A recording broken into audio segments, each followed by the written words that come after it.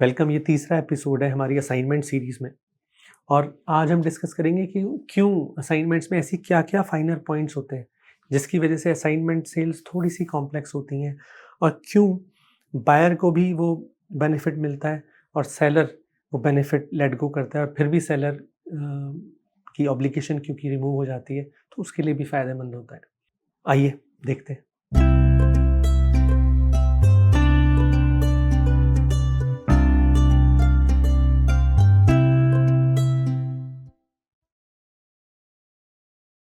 तो सबसे पहली चीज़ है HST new housing rebate. Ontario में अप टू $24,000 की रिबेट मिलती है अगर आप अपने रहने के लिए प्री कंस्ट्रक्शन घर खरीदते हो। जनरली बिल्डर्स क्या करते हैं कि परचेज प्राइस के अंदर उसको इनबिल्ट कर देते हैं। जैसे मान लीजिए किसी बिल्डर ने 6.5 लाख पे सेमी पिच किया हुआ है अपने मार्केटिंग कैंपेन में कि सेमी 1600 स्क्वायर फुट का 6.5 लाख का उन्होंने पिच किया हुआ है। तो उसमें उन्होंने उसको इनबिल्ट किया हुआ है, यानी कि अगर आप वो सेमी खरीदते हो और आप कहते हो भाई मैं अपने रहने के लिए ले रहा हूँ सेमी, तो वो आपको 6.5 लाख में बेचते हैं और आपसे एक अंडरटेकिंग लेते हैं कि भाई आप अपने रहोगे आप उस घर में, and based on that they get 24,000 rebate from CRA on your behalf. उनका जो सेलिंग प्राइस है वो रियली स्पीकिंग 650 प्लस 24 हो जाता है, विच इज़ 674। अगर आप उसी घर को प्री कंस्ट्रक्शन को लिया आपने, लेकिन आप असाइनमेंट सेल पे किसी नए असाइनी को यानी बायर को बेच रहे हो, तो उस केस में कई बार बिल्डर्स क्या करते हैं, वो कहते हैं कि भाई अब मेरे को जो मेरा एचएसटी है वो आप मुझे दे दो और सीआरए से आप एज अ न्यू बायर आप क्लेम कर लेना। तो उस केस में क्या होता है, जब असाइनमेंट सेल क्लोज होती है तो जो नया बायर होता है, असाइनी होता है, उसको कई बार $24,000 का एक्स्ट्रा कमीशनिंग करनी पड़ती है to give that payment HST to the builder. तो उसकी जो कमिटमेंट है वो उसमें $24,000 एक्स्ट्रा चाहिए, जो बैंक जनरली फंड नहीं करता, जो परचेजर को खुद कमीशनिंग करनी पड़ती है। सर्टेनली वो वापस सीआरए से क्लेम कर सकते हैं by following that due process with their accountant. However closing date वाले दिन तो उनको कमीशन करना पड़ता है। दूसरा, डेवलपमेंट चार्जेस। डेवलपमेंट चार्जेस वो फंड्स होते हैं जो म्यूनसिपैलिटी लेती है बिल्डर से कि भाई अब जब नए आप घर बना रहे हो या नए कॉन्डो की बिल्डिंग बना रहे हो, यूनिट्स बना रहे हो, तो हमें वहाँ पे day to day services provide करने के लिए स्ट्रीट लाइट हो गया, रोड्स हो गया, हॉस्पिटल्स हो गए, स्कूल्स हो गए, पुलिस सर्विसेज हो गई, ट्रांजिट हो गया, जितना भी इंफ्रास्ट्रक्चर आप देखते हो उन सबको करने के लिए, क्योंकि ये नए घर आप बना रहे हो, तो हमें एक्स अमाउंट चाहिए, परसेंटेज अमाउंट चाहिए टू डू दैट।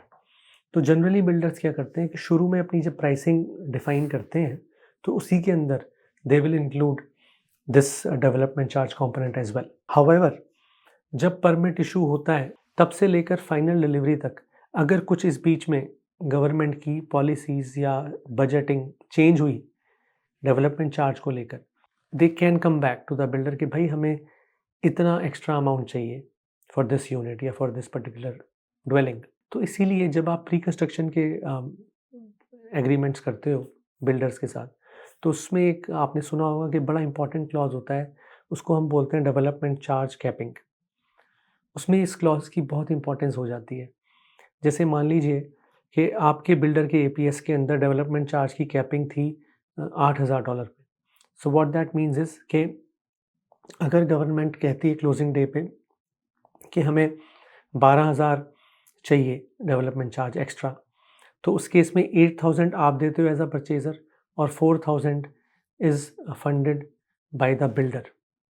अगर गवर्नमेंट कहती है कि 7,000 हमें चाहिए development charge extra from the original, so then all 7 you pay. So development charge की जो कैपिंग होती है वो एक क्लॉज बहुत इंपॉर्टेंट है, because that safeguards you as a buyer कि मेरी जो डेव चार्ज के ऊपर अगर एक्स्ट्रा मुझे पेमेंट देनी पड़े तो उसकी सीलिंग ये होगी। जब आप असाइनमेंट पे खरीदते हो, तो जब सेलर ने बेचा एक दूसरे बायर को जो असाइनी है, उस केस में असाइनी के पास वो कमीशनिंग भी होनी ज़रूरी है। पहले तो ये कि वो डेवलपमेंट चार्ज का क्लॉज रैशनल होना चाहिए, फिर उतने पैसे जहाँ पे भी उसकी सीलिंग है, कैपिंग है, उतने पैसे का अरेंजमेंट होना चाहिए। अच्छा, बहुत बार वो ज़ीरो होगा या हो सकता है $500 हो, है ना? More often than not zero होगा, but still potentially, theoretically it can reach up to that ceiling amount. So that's another wrinkle कि जो असाइनी है, उसके पास कमीशनिंग होनी चाहिए उस पैसे की असाइनमेंट सेल के अंदर। तीसरा है डिपॉज़िट अमाउंट। ये भी बड़ा इंटरेस्टिंग है।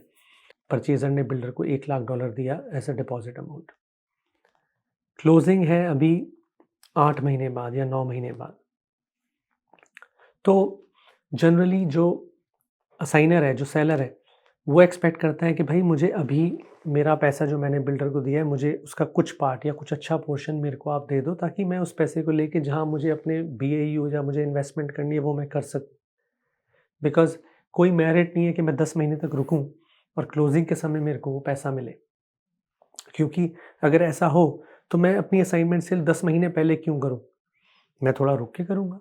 तो जो मार्केट में और एलिवेशन होना है या एप्रिसिएशन होना है, वो हो जाएगा तो मुझे और अच्छा प्राइस मिल सकता है। तो इसीलिए असाइनमेंट सेल में अगर फाइनल कंप्लीशन डेट से बहुत पहले असाइनमेंट हो रही है, तो उस केस में जनरली बायर के पास एबिलिटी होनी चाहिए कि उसके पास थोड़ा एक्स्ट्रा फंड हो, ताकि वो फंड वो दे सके और वो बेनिफिट की तरह यूज़ कर सके for their negotiation, and that fund can possibly be released to the assigner again based on their due diligence, based on the lawyers involved on both side. But all of these things happen कि अगर assignment finish line से बहुत पहले है तो उस case में कोई क्यों रुकेगा? वो ये चाहेंगे कि भाई मेरे फंड्स जहाँ तक हो सके मुझे मिल जाएँ, ताकि मैं उन फंड्स को यूटिलाइज़ कर सकूँ कहीं और। लेकिन अगर असाइनमेंट बहुत क्लोज़ है फिनिश लाइन के, जैसे मान लीजिए क्लोजिंग 2.5 महीने बाद है या 2 महीने बाद है या 1 महीने बाद है, तो उस केस में generally in my experience it's always that you can do away with less deposit also, because the seller will be more than happy to wait till the final completion, because it's anyway too close to the finish line, so they are not getting any benefit as such by getting the money out. But certainly अगर वो 8 महीने या 10 महीने पहले है, उस case में certainly deposit को बाहर निकालना वो चाहेंगे, और आप एज अ बायर आपके पास वो एबिलिटी होनी चाहिए to put that handsome deposit. जो भी एग्रीमेंट्स बने हमेशा असाइनमेंट सेल के अंदर उसमें ड्यू डिलिजेंस का क्लॉज होता है, both so that the seller solicitor, assigner solicitor, as well as the assignees buyer solicitor, both of them get a chance to review the documentation.